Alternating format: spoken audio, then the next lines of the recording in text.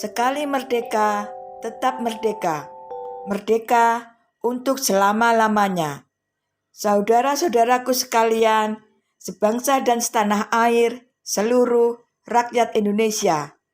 Dengan ini kami sampaikan perbandingan ajaran pitutur luhur kedua orang tua dan ajaran agama, ajaran Nabi yang dilabeli utusan Tuhan, yang mana pitutur luhur orang tua mengarah pada budi pekerti luhur.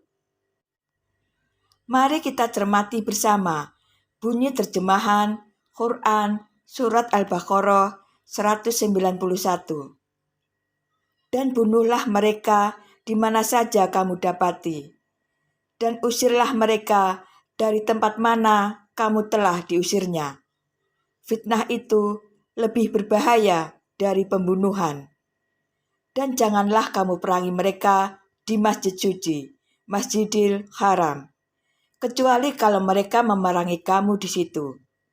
Tetapi kalau mereka telah memerangi kamu, bunuhlah mereka.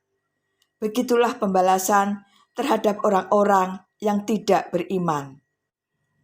Ayat tersebut di atas adalah ayat Al-Quran yang diyakini umat Islam sebagai ayat suci yang diturunkan kepada Muhammad, yang sangat disanjung-sanjung sebagai utusan Allah. Benarkah ayat tersebut adalah firman Allah? Dibenarkankah perintah Allah untuk membunuh hamba Allah yang lain?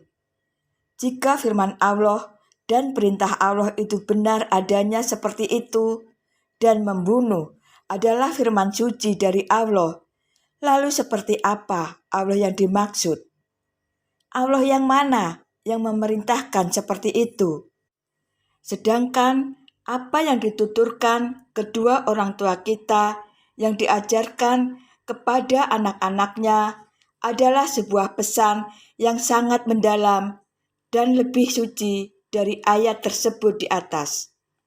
Kedua orang tua tidak akan pernah mengajarkan anak-anaknya untuk mencuri, merampok, menjarah, dan merampas hak orang lain, apalagi sampai memerintah untuk membunuh. Dan sangatlah jelas bahwa ayat Al-Quran yang di dalamnya mengajarkan membunuh sesama dengan terlebih dahulu menuding kafir kepada yang lain adalah kebohongan dan bukanlah firman suci dari Sang Maha Hidup itu sendiri.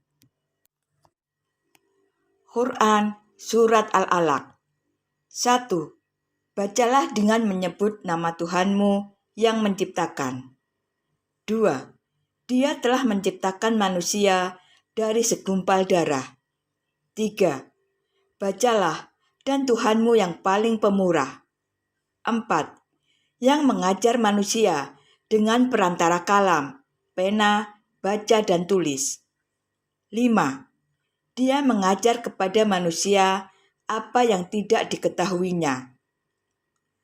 Pada Al-Alaq dijelaskan sejelas-jelasnya dengan sangat jelas bahwa orang tua adalah sebenar-benarnya Tuhan manusia, Tuhan bagi anak-anaknya dalam kehidupan, yang mengajarkan apa yang tidak diketahui anak-anaknya sebelumnya. Jika kita sandingkan dan diperbandingkan antara ajaran orang tua yang mengarah pada budi pekerti yang luhur dengan ajaran Muhammad yang dilabeli Nabi utusan Allah, sangat jauh berbeda. Bahwa ajaran Muhammad tersebut akan lebih baik ditanggalkan dan ditinggalkan saja, karena berdampak sangat tidak baik pada kehidupan. Untuk itu, saudara-saudaraku sekalian, segenap bangsa Indonesia dan seluruh rakyat Indonesia, kembali pada ajaran pitutur orang tuamu yang mengarah pada perilaku budi pekerti yang luhur adalah pilihan terbaik. Bukti bahwa orang tua adalah Tuhan bagi anak-anaknya dalam kehidupan sangatlah jelas tanpa bisa dipungkiri. Setiap manusia di dunia tak akan pernah ada atau terlahir di dunia tanpa kedua orang tuanya. Ada Muhammad, ada Yesus, ada Sang Buddha, dan ada para dewa-dewa. Akan tetapi kedua orang tua tidak ada, maka orang tersebut tidak akan pernah ada atau tidak akan pernah terlahir di dunia. Contoh, Budi adalah anak Bapak Sardi dan Ibu Sarmi. Jika Bapak Sardi dan Ibu Sarmi tidak bertemu dan tidak menikah, aturan reproduksi manusia, maka Budi tidak akan pernah ada, atau Budi tidak akan pernah terlahir di dunia. Walaupun Muhammad yang dilabeli nabi itu ada. Walaupun Yesus yang digelari raja, segala raja itu ada. Budi tidak akan pernah ada tanpa kedua orang tuanya. Jadi inti persoalan pada penokohan-penokohan yang diyakini sebagai utusan Tuhan atau Allah dengan risalah-risalah kitab sucinya sangat tidak menyentuh esensi kenyataan dalam kehidupan. Dengan kata lain, bahwa meninggalkan agama dan teori-teori di dalamnya yang tidak bisa dibuktikan bukan tindakan dosa dan juga bukan tindakan ingkar. Berbakti kepada kedua orang tua adalah hal mutlak yang harus dilakukan setiap manusia di dalam kehidupan ini. Karena meninggalkan kedua orang tua itu yang sebenarnya tindakan dosa dan juga tindakan ingkar pada kebenaran Sang Maha Hidup. Dan aturan-aturan dari orang tua tidak bersifat transaksional, sedangkan aturan agama bersifat transaksional. Misalkan sholat dan ibadah-ibadah lainnya, semua dijanjikan pahala dan surga. Sedangkan kalau dari orang tua dan anak yang diperintahkan dari orang tuanya, tidak mungkin anak akan menanyakan upahnya tersebut. Karena didikan budi pekerti dari orang tuanya dan akan terlihat jelas perbedaannya.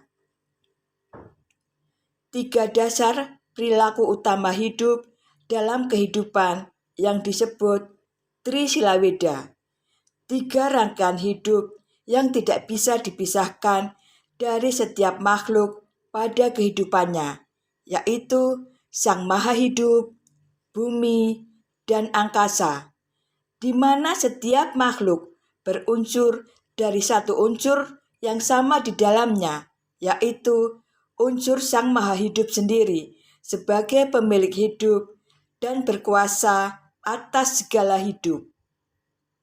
Maka kepada saudara-saudaraku, segenap bangsa Indonesia dan seluruh rakyat Indonesia, untuk lebih menghormati kedua orang tua kita masing-masing yang telah melahirkan, yang telah memberikan sesuatu yang berharga bagi kehidupan kita sampai hari ini. Menjunjung derajat dan martabat kedua orang tua, karena orang tualah sebenar-benarnya utusan Tuhan yang benar.